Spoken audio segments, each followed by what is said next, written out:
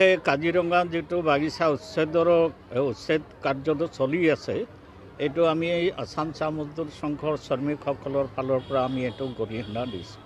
এটা কথা স্পষ্ট যে বাগিচাৰ চাহ গছৰ লগতে চাহ শ্ৰমিকসকলৰ জীৱন গঠিত আছে আৰু তেওঁলোকৰ জীৱন তেনেকৈ চাহ গছৰ লগতে পৰিচালিত হয়।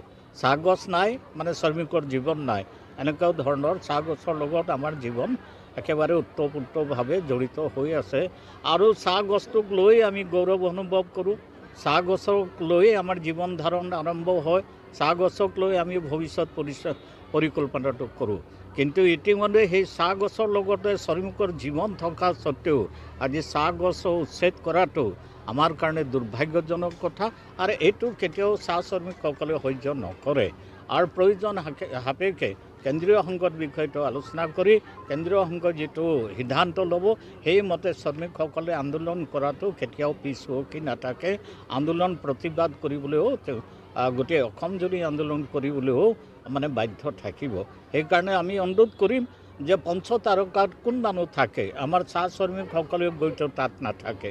চাহ শ্ৰমিকে জানে চাহ গছৰ কথা, তাত চাহপাতটো তুলিলে তেওঁলোকে পইচাটো পাব, ৰেচনটো পাব আৰু PF-টো পাব বা বনাছটো পাব। যদি চাহ গছেই নাথাকে তেতিয়াহ'লে চাহ শ্ৰমিকে জীয়াই থকাৰ সম্বল আৰু কি আছে? আৰু সেইকাৰণে আমি এইটো প্ৰতিবাদ কৰিছোঁ, গৰিহণা দিছোঁ। এই বিষয়টো চৰকাৰে পুনৰ চিন্তা কৰি যেন ব্যৱস্থা গ্ৰহণ কৰে, তাৰ কাৰণে আমি আসাম চাহ মজদুৰ সংঘৰ সোণাৰী শাখাৰ পৰা আমি অনুৰোধ জনাইছোঁ।